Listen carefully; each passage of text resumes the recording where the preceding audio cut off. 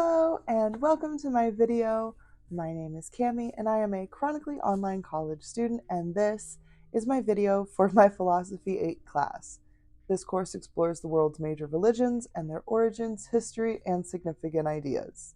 This is my alternative assignment for Module 3, where we discuss Hinduism. Also, all of my sources will be listed in the description below if you want to do more research. Okay, let's get into it. The philosophy of Hinduism is far too complex and sometimes nebulous for me to lay the foundation as I have for my last two videos, so I'll do my best to explain as we go along.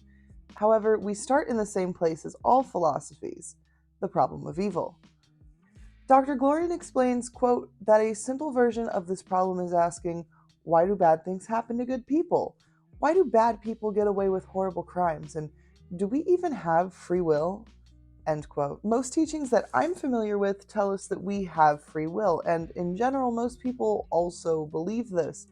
However, many philosophers and experts in neuroscience suggest that we may not be as free as we believe. And this suggestion is based on, quote, the understanding of how conditioned we are by the training we receive, conscious and unconscious, by our families, schools, religions, and lack thereof, our race, our country, our gender, and many other things, end quote. I had two connections to this passage.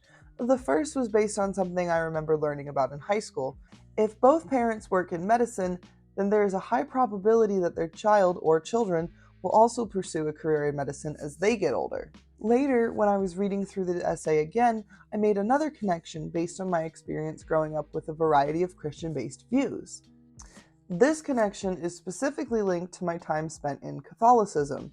In my catechism lessons, I was taught that God controls everything and that before I was even born, He knew every choice I would ever face, as well as what choice I ultimately made, but that I still had free will. This genuinely confused me, and when I would attempt to ask questions to gain further understanding, I'd be admonished and told, don't ask questions, you follow what God commands because He commands it. There's no need to ask questions.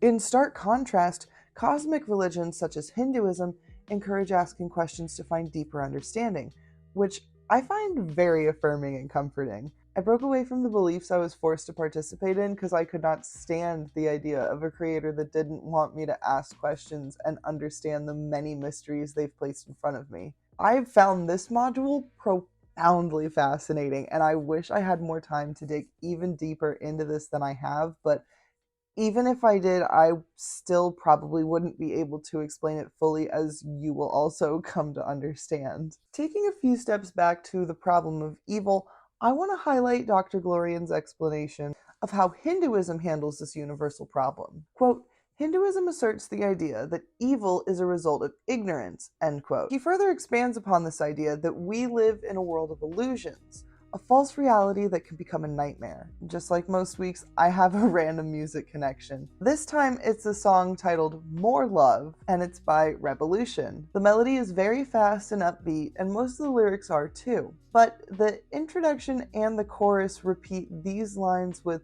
slight variations throughout. Side note, I would just share a clip of the song, but I don't know enough about copyright laws to know if I can do that. So instead, I will just present a dramatic reading. This is how the song starts. Quote, because you're living an illusion, I can't wait till it hits you. Recollection, your misconception. Obsessed, you say the green is success. Well, material gain causes serious stress. More love. Because you're living an illusion, wake up now. Yes, you're living in confusion. End quote. I wanted to share this lyric early on because throughout my readings of the essay, this song kept playing in the back of my head, and it offered me a very tangible connection to the lesson when I had difficulty understanding. Diving deeper into this idea of an illusion, Hinduism tells us that we're being fooled not only about reality, but also our true selves, and the only cure is self-knowledge. So I've mentioned gender and women's studies. We know I'm taking this class, but I'm also taking a health class over this semester, and last week we covered Maslow's hierarchy of needs. Reading Dr. Glorian's explanation instantly made me think of that health lesson, how self-actualization is at the top of the pyramid diagram of this hierarchy. However, Maslow makes sure to mention that while it's a nice goal to have as an individual, it's unlikely to be achieved in your lifetime. This belief oddly falls in line with Hinduism's belief of liberation, Dharma, and reincarnation. As Dr. Glorian says, the human journey to liberation, or moksha, the place where you are free from the illusion, occurs over many lifetimes. This is in agreement with Maslow that liberation, moksha, or self-actualization, whatever you want to call it, takes more than one lifetime to achieve. I mentioned my time in Catholicism, but I've also spent a great deal of time studying my grandmother's primary belief system, Christian Science. When comparing Catholicism and Christian Science is easily my favorite, as it's much more focused on metaphysics, positivity, and question asking. Christian Science teachings do not heavily focus on sin, and therefore they have no problem with LGBTQ+, women's reproductive rights, or sex before marriage in the way that the Catholics did in my interactions. I only bring this up because I interestingly found a lot of connections between what I've learned this week and lessons I've learned from Christian Science growing up. One of these connections is the focus on metaphysics, and the other is truth, with a capital T, defeating ignorance and evil. The Christian Science book, Science and Health, with Key to the Scriptures by Mary Baker Eddy, explains there are 7 synonyms for God: principle, life, mind, soul, love, spirit, and truth, all with capital letters. The significance of this distinction is similar to the difference between God lowercase g and God capital G. It denotes divinity. Mrs. Eddy defines truth by saying, quote, "Truth is immortal. Error is mortal. Truth is limitless. Error is limited. Truth is intelligent. Error is unintelligent. Moreover, truth is real and error is unreal." End quote. This connected to Hinduism for me because this idea of error runs nearly parallel to the idea of believing in the illusion we're being tricked by. This will all come up again later when I discuss the Hindu belief of truth with a capital T. I briefly mentioned moksha and dharma a few minutes back, but I want to dig deeper. The way Dr. Glorian describes moksha as, quote, 2 ways to approach true knowledge, which entails seeing the world as it really is, end quote. These ways are through the eyes of Dharma, which is the view we have as people who haven't been liberated yet, and through moksha, the place of liberation. I wanted more information, so I took to YouTube, as I'm sure surprises no one. In my search, I found a great many sources to engage with and a handful of videos which helped me deeper understand specific aspects from the lessons of this week. This first clip is from Cogito's video, "What is Hinduism?" with 2 question marks. In Hinduism, souls are known as Atman. Actions of the soul while in a body have effects on that soul's next life. When you die, your soul moves to another new body. This is called transmigration. The kind of body the soul inhabits next is determined by karma. The goal in Hindu life is to somehow get back to Brahman. If a Hindu can do this, they will be freed from the cycle of life and death. This is called moksha. You can achieve moksha by realizing your oneness with Brahman. So, moksha is achieved through a cycle of transmigration based on our dharma and our karma while we are alive. And I know you're asking, Cami, I know what karma is, but what is dharma? In Hinduism, it's the social order. Dr. Glorian explains that one general way to understand dharma is, quote, "It refers to the way things should be if we were liberated, and also the way we can live in accord with true knowledge so that we can be liberated," end quote. He also says that according to Hinduism, dharma, quote, "holds the meaning that when we struggle to live according to a true path, we, in some mysterious way, help the universe itself," end quote. Another explanation of this idea within dharma comes from Bhagavad Gita, which from now on I will refer to as the Gita. Extra History on YouTube animates and simplifies the scripture's lesson on Dharma given to Prince Arjuna by Krishna by saying, "The ultimate spiritual pursuit," he says, "should be to detach oneself from material things and dedicate oneself to their Dharma. their inherent nature in the universe. Different from religions I've participated in, this philosophy of Dharma acknowledges that there is no one correct way to achieve your Dharma. It can be similar to others, but your Dharma is your own. There is no one-size-fits-all sin fixer plan involving specific prayers or rituals. Instead, it's about living your life according to your divinely determined path. So that's Dharma, and I know you think you know what karma is, but for the sake of being thorough, and meeting assignment requirements, bear with me and give me a moment to explain and connect. Dr. Glorian describes karma as, quote, a manifestation of the law of cause and effect, end quote. Cogito explains karma as action. Karma is action, usually good or bad actions that affect society. For Hindus, karmic actions in the past affect us today, and our actions today affect our soul's future. Transmigration, more commonly known as reincarnation, is a belief that Hinduism and many Eastern philosophies accept, where your physical body and your immortal soul are separate entities. When your body dies, your soul travels to the next physical vessel in its journey to liberation. Extra History's lesson on the Gita also describes this idea. Krishna explains that there is a divine self, eternal and untouched by the physical world. It is never born, and it never dies. And it is not killed when the body is killed. Just as we change clothes, the divine self changes bodies. During this cycle of reincarnation, we face 4 stages and 4 goals. As I mentioned before, each person's dharma is individual to them, and it can evolve as the person transitions through these 4 stages or 4 goals, the final goal being liberation. For Hindus, there are no beginnings or endings. Time is a series of cycles, each cycle containing 4 ages or yugas. There's the Krita, the Treta, the Dwapara, and the Kali. Dr. Glorian explains that reaching all 4 goals may take place over many lifetimes. These goals or purposes are Dharma, Artha, Karma, and Moksha. We've already discussed Dharma and Moksha at length, so I'm going to let Cogito again take the wheel and help explain what Artha and Kama can be. The first of these is Dharma, followed by Artha, the pursuit of prosperity and good reputation, Kama, pleasure both in body and in mind, and Moksha, the release from the cycles of rebirth. Hindus should practice Artha and Kama with Dharma in order to achieve Moksha. Moving away from beliefs for a moment and into books which hold beliefs.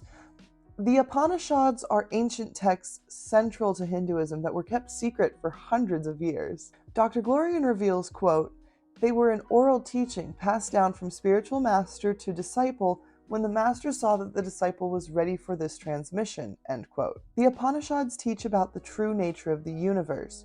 Crucially, that our true identity is one with God's reality and being, or as Christians might say, made in his image. Although that's not quite correct based on my understanding, in Hinduism, human creation doesn't exist outside or apart from God, similar to the cosmic religions we discussed last week. Dr. Glorian remarks that, quote, your very life exists in God as God, end quote. Again, according to the Upanishads, whenever you have a sense of being separate from God, you are suffering from an illusion and you've been tricked. Quote, the Hinduism that streams through the Upanishads gives humanity an important clue. We can't see God because it's God that's doing everything, end quote. Now we're coming back to truth eliminating fear, referring back to our earlier discussion about truth with a capital T. Hinduism believes that, quote, truth is the knowledge that destroys ignorance that results in so much suffering both personally and globally. It will change everything about how you think and live your life, end quote. I connected this line of thinking not only with the Christian Science beliefs I mentioned earlier, but also to conversations I have had with my mother in my adult life. When experiencing emotional turmoil, my mother, in order to help me regulate and ground my emotions, will ask me, is this feeling or thought coming from reality and truth, or is it coming from fear and anxiety? If and when I identify that this is coming from fear, it's then easier for me to use logic and intelligence to back away from the adverse effects of this fear. Another connection I had was in the next sentence when Dr. Glorian relates that many psychologists believe that the fear of death is the root of all other fears. And this makes total sense to me based on my own phobias. I am reasonably wary of high places due to my fear of falling to my death. And I am also irrationally terrified of seagulls and chickens because I believe they will try to kill or maim me. And some have in the past before, so I'm not going to put it past any others. Moving right along, we're back to the Gita. I've mentioned the Gita several times now, but I haven't told you what it is. It is a summary of the Hindu vision of reality and contains a timeless and universal message that has caused it to be loved by people from all over the world. When I was originally reading the section about the Gita in Dr. Glorian's essay, I didn't have much of an emotional response. However, when I watched Kagito's video, I had a very emotional outburst when he got to the topic of the Gita. Before I can tell you what my response was, this is what he said. After the holy texts like the Vedas and the Upanishads are other less divine but still important texts. These include stuff like the Puranas, the Bhagavad Gita, and the Ramayana and the Mahabharata. The Bhagavad Gita, Gita for short, is one of Hinduism's most important texts. Less divine, but one of the most important. This seems like a little bit of a contradiction, no? How can it be one of the most important texts but still be seen as less divine? The only connection I can try to make personally to answer that is the hymnals in the church are not as holy as the Bible, but they're still an important aspect of the service, but I don't know if that really applies. After this clip, I decided to read through the section of the essay again, and I made a few new connections, like when Dr. Glorian spoke about Krishna, who is regarded by many Hindus as the universal savior in the Gita. Quote, Krishna is the incarnation of cosmic power that periodically descends to earth to accomplish the restoration of order in times of chaos. End quote. Extra History does a good job of further explaining this in his video. His true being is formless and infinite. Arjuna's mind, having been so thoroughly blown at this point, then asks Krishna if he can see this true cosmic form. Krishna agrees, but due to the fact that Arjuna's eyes are bound to the physical world, Krishna gives him divine vision so that he can truly see. Blazing like 1,000 suns, Arjuna sees infinite mouths, eyes, and limbs, shining with jewels draped in celestial robes. Thousands of arms raising thousands of divine weapons, and a body anointed with the perfume of the gods. Krishna's eyes were the sun and moon, and all of space and time, beyond heaven and earth, were filled by the body of Krishna. The teachings of the Gita happen within India's national epic, which also happens to be the longest poem ever written, the Mahabharata, which was mentioned earlier by Kagito as another one of the less divine teachings that Hindus follow. I found a video called Mahabharata in 1 minute by Overly Sarcastic Productions, which I found interesting and mildly helpful. I've linked it below so you can view it on your own, because inserting it here would just be information and sensory overload, and I feel like I'm doing enough of that on my own already. Anyway, within this long poem, the Gita is located. The teachings emerge in the story when Krishna and Prince Arjuna have a discussion on the battlefield after the prince has seemed to abandon his Dharma. In the end, Krishna tells him there's no need to stress out because, quote, all is God. In the end, all Arjuna needs to worry about is doing the right thing and leaving the results to God. End quote. Terrifyingly, Arjuna could see all of the enemy soldiers on the very battlefield where they stood, rushing into Krishna's many-fanged mouths to die. Previously, Arjuna had worried about the battle because of the consequences. But Krishna showed him that the battle was already over and his enemies have already been slain. Krishna had already accomplished everything, and it was simply up to Arjuna to act according to his Dharma. On the spot, Arjuna bows and swears fealty to Krishna. From these teachings and many others, we see many different interpretations of what it means. For example, some may use the Gita to justify war and violence, and others may interpret the meaning to refer to the fight for social justice. One perspective that I found really interesting was that of the death penalty. I wrote a paper for my English 1A final where I argued for abolishing the death penalty because I deemed it as a cruel and unusual punishment. But Dr. Glorian explains that if I truly believed in reincarnation as the Hindus do, I would believe the opposite, because I would also believe that only the physical body can be killed, not the person's soul. And so in this way, giving the death penalty would be an act of mercy by allowing the body to essentially be recycled so that the person can live out their next life. Dr. Glorian also states that, quote, the problem with all of this philosophically is that not all of it is provable, end quote. And, quote, this is actually the problem with all laws that are based on religious beliefs rather than the social contract, end quote. With a wide variance of interpretations, the typical challenges we see in religions rears its head again: fundamentalism. With fundamentalism often comes hatred and intolerance of those with different beliefs, which in turn creates fertile ground for extremist radicals and fanatics. Dr. Glorian asks in his essay, quote, how do you deal reasonably with a fanatic, end quote. And my note was, well, I think a hostage negotiator or a cult deprogrammer may have an answer to that, but I do not. Dr. Glorian then implores religious leaders to study their texts and to help people find peaceful interpretations of their scriptures so that they're not being used to justify violence and hatred. He then goes on to implore us to be patient, because change can happen, even if it is painstakingly slow at times. I can personally testify to the patience needed to see change. My grandmother registered as a Republican in the year 1950, and only now, in 2023, she has started to claim to be, quote, liberalized, end quote. We recently had a conversation wherein I asked her how she has noticed her own perspectives evolve to differ from those of the political party she is strongly subscribed to and supported with her vote for 7 decades. She answered vaguely, as she does, but implied that she has slowly been catching up to the modern social issues we're facing. Now, it's important to mention my grandma is by no means a fanatic politically or religiously, and in fact, she is always been open to discussing viewpoints that are alternative to hers. I bring it up though because it demonstrates that even though it may take 70 years, positive change can happen if you leave the door open and you leave a place at the table. Every clip I had time to view while working on this assignment had a similar sentiment to share. This episode could only scratch the surface of the complexity of Indian mythology.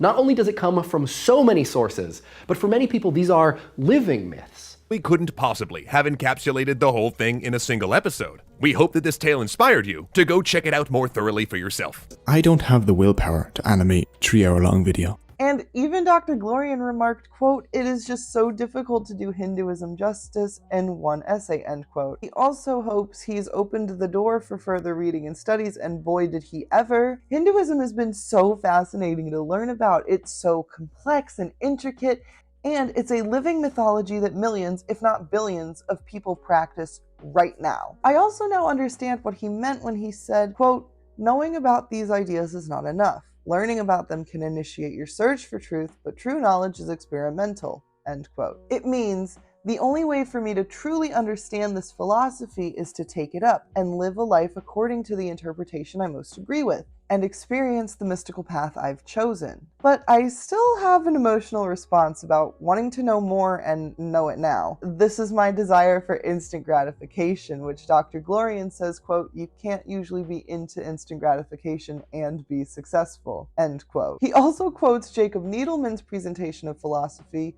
quote, it can only take us to the threshold of awakening by reminding us it's our birthright. Only practices will bring you over the threshold, end quote. Am I the only one thinking about staircases again? This serves as a reminder to continue asking questions and to be patient when trying to unravel and understand a religion that's more than 4,000 years old. I wanted to and chose to dig deeper than just our assigned essay this week because even after multiple readings, I still had questions and a little bit of confusion. To be frank, I still feel confused even though I know more facts about the basics of the belief system, the specific teachings, and a few deities. I now have 100 more questions left unanswered. I have more articles, books, and videos saved to find some of these answers, but unfortunately, I don't have the time to engage and report on them before the deadline of this assignment. Thank you so much for watching my video. This was so much fun to research and make, and I took so much away from the lesson this week, and I have so much more research that I'm going to be doing on my own once I submit this, but I want to make sure to submit it on time.